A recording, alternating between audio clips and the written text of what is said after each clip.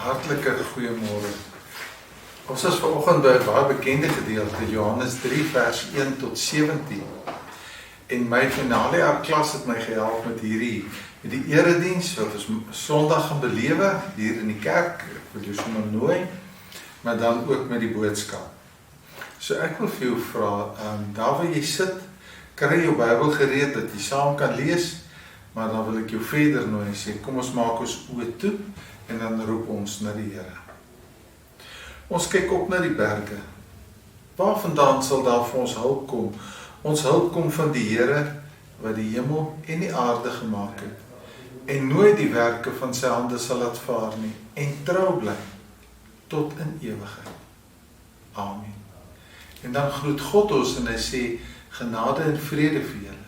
Hierdie groete kom van God die Vader, van Jesus Christus ons Here, deur die kragtige werking van die Heilige Gees in ons lewe. So ek wil jou nooi, maak jou Bybel oop, kom ons lees Johannes 3, vers 1 tot 17. Daar was 'n man met die naam Nikodemus. Hy het in die party van die Fariseërs behoort en was lid van die Joodse Raad. Een nag het hy na Jesus toe gekom en vir hom gesê, Rabbi, ons weet dat u 'n leermeester is, wat van God afgekom het, want niemand kan hierdie wondertekens doen, wat u doen, as God nie by hom is nie. Daarop sê Jesus vir hom, dit verseker ek jou, as iemand nie opnuut gebore word nie, kan hy die koninkryk van God nie sien nie. Nikodemus vra hom toe, hoe kan 'n mens gebore word as hy al 'n ou man is? Hy kan tog nie 'n tweede keer in sy moeder se skoot kom en gebore word nie. Jesus het geantwoord, dit verseker ek jou. As iemand nie uit water en gees gebore word nie, kan hy nie die koninkryk van God kom nie. Wat uit die mens gebore is mens. Wat uit die gees gebore is gees. Moenie verbaas wees dat ek vir jou gesê het, julle moet opnuut gebore word nie. Die wind waai waar hy wil. Jy hoor sy geluid, maar jy weet nie waar hy vandaan kom en waarheen hy gaan nie. So gebeur dit met elkeen wat uit die gees gebore is. Nikodemus vra hom toe, maar hoe is dit moontlik? En Jesus antwoord hom, jy is die bekende leermeester van Israel en jy verstaan dit nie. Dit verseker ek jou. Ons praat oor wat ons weet en ons getuig oor wat ons gesien het en tog aanvaar julle nie ons getuienis nie. Ek het julle van die aardse dinge vertel en julle glo dit nie. Hoe sal julle glo as ek vir julle van die hemelse vertel? Niemand op die aarde was al in die hemel nie, behalwe hy wat uit die hemel gekom het, naamlik die Seun van die mens. Moses het die slang in die woestyn hoog op 'n paal gesit.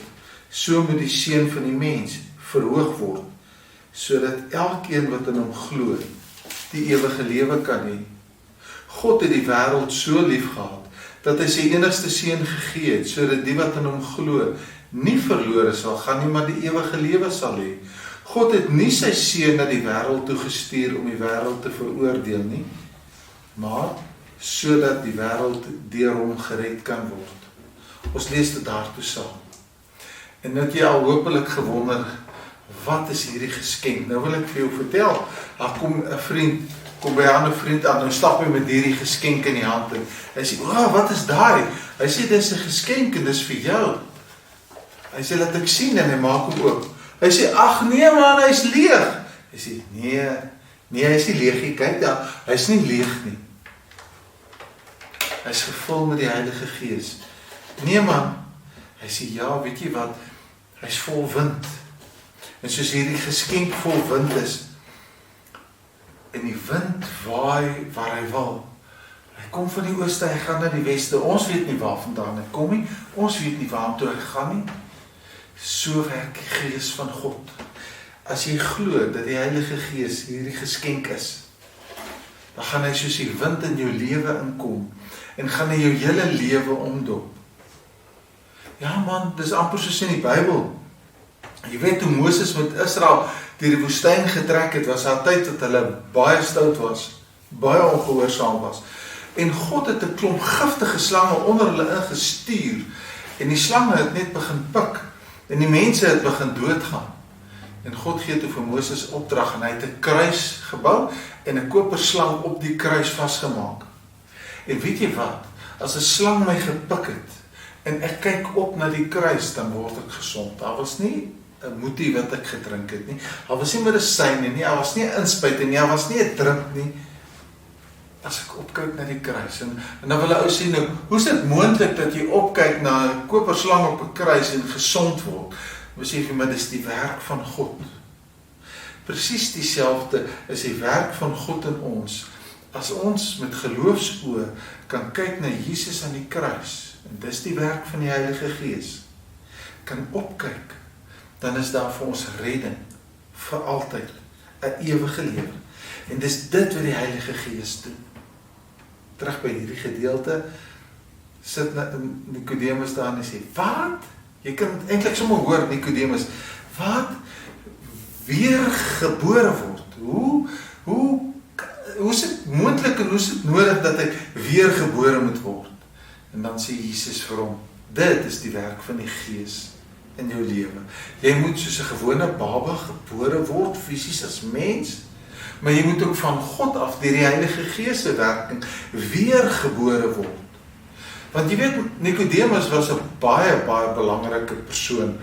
Uit 6000 rabbies was hy die top 70, in die top 70 gewees. So, vir hom om vir Jesus te gaan kuier was al baie moeilik. En daarom trek hy sy skoene uit en loop eintlik so op sy tone.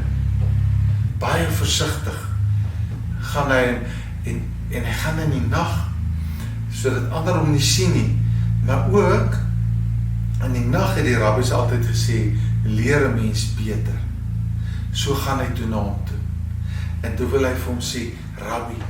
En as een rabbi vir iemand anders rabbi sê, is dit net totale respek. Wil hy eintlik daardeur laat bly. Here Jesus, U is my meerdere. Van dit gepraat, oor die wedergeboorte, Billy Graham het op 'n punt gesê, die wedergeboorte, om te glo, is so eenvoudig, dat die jongste kleinste kind, dit kan verstaan, en tot geloof in Jesus Christus kom. Maar die wedergeboorte is so verbuisterend, dat deur al die eeue, teoloë dit nog nie volledig kon uitput nie. Daarom sê Nicodemus net so verbaas, en hy sê, ek kan dit nie verstaan nie. So verbaas as wat Nicodemus was, is dis maar hoe verbaas ek dink Abraham ook was, né? As jy nou terugspring in die Bybel, Abraham het daar by sy pa hulle gebly, hy het daar in 'n familie clan gebly, en die volgende oomblik kom God by hom. Gaan lees maar 'n bietjie daar in Genesis 12, en dan sê God vir hom, Abraham, ek wil jou God wees. En dan sê hy, wat? Wie? Dan sê hy, ek wil jou God wees, en ek wil hê, jy moet my kind wees. Jy moet saam met my loop. Ek beloof vir jou 'n wonderlike land met 'n wonderlike nageslag. En as Abraham dan hierdie vreemde God glo en opstaan en saam met hierdie God begin beweeg, wat ons nou weet, ook die werk van die Gees is, dan begin daar 'n geloof in hom groei, van baie klein af na baie groot, soos wat met Nicodemus ook gebeur.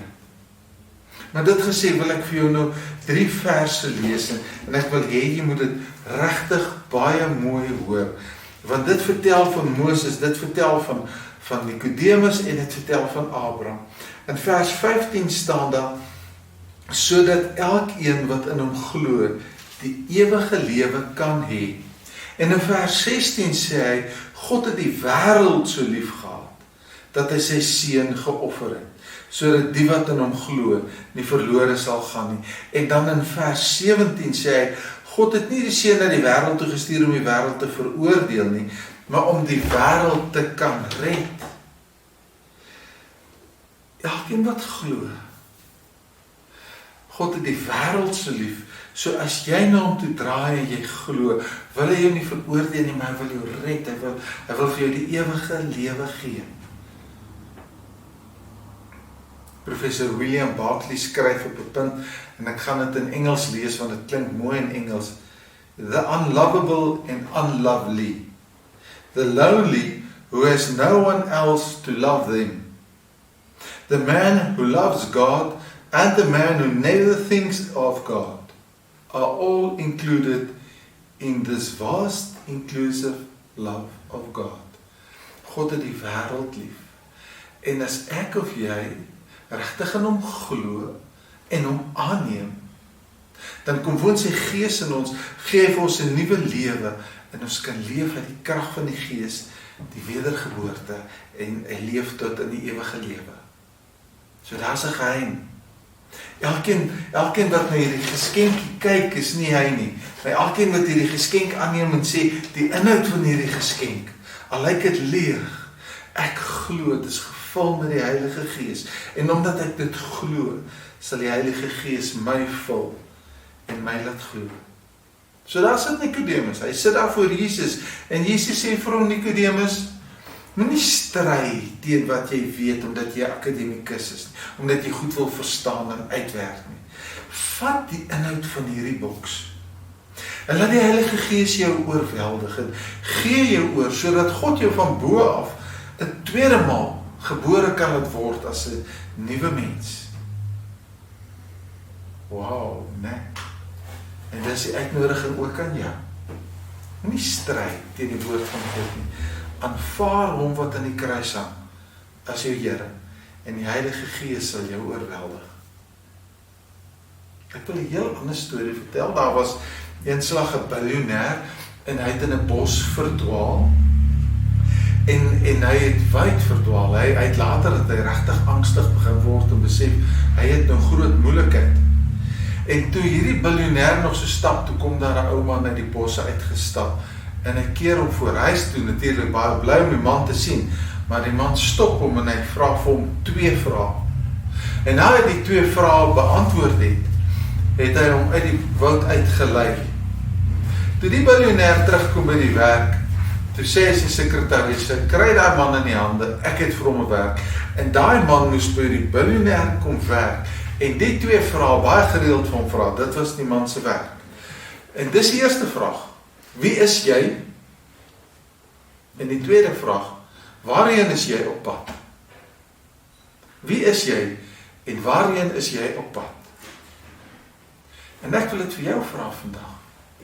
As jy sê jy's 'n kind van God, as jy opgekyk het na die kruis en regtig tot geloof gekom het, wie is jy? Ja, ons is kinders van God, want dis wie ons is. Ons is nie kinders van God met mag, of met status, of met rykdom nie, soos John Q sê, nee, ons het nie waardes nie, ons is waardevol.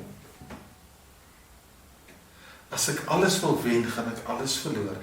As ek alles aan God prys gee, dan sal ek alles wen. Waardevol. So wie is ek? Ek is God se kind. Ek het my oorgegee, nie meer gestry teen die werk van die Gees in my lewe nie. En ek het by God sy liefde ontvang. En weet jy wat? Nou stap ek deur die lewe. Party dae is dit lekker, party dae is dit swaar. Stap ek deur die lewe. Groepie toeriste stap in die woestyn, en hulle kom toe op 'n plek af waar jy kan sien, hier het die Flintstones nog gebly. Waar is allerhande klippe wat werktuie is, en skerp lemme het, en spiespunte is, skerp punte het, en al sulke goeders. Nou is hulle besig om te kyk, en nie op 'n punt, toe tel 'n jong vroukie, toe tel sy 'n klip op, en hy is so skerp aan die kant, en sy sê vir die jong, vir die groep, sy sê, kyk hierdie klip. Jy weet, ons het 'n keuse in die lewe. Ons het 'n liefde vir mag, dan gebruik ek hierdie as 'n wapen, of ek het die mag van die liefde. Dan maak ek 'n verskil vir ander mense se lewe. En sy is so waar. Ons is kinders van God, en ons het by die punt gekom, dat ons die mag van liefde aanvaar, en dat ons met die liefde van God in hierdie wêreld leef. Wie is jy? Ek is kind van God met die liefde van God.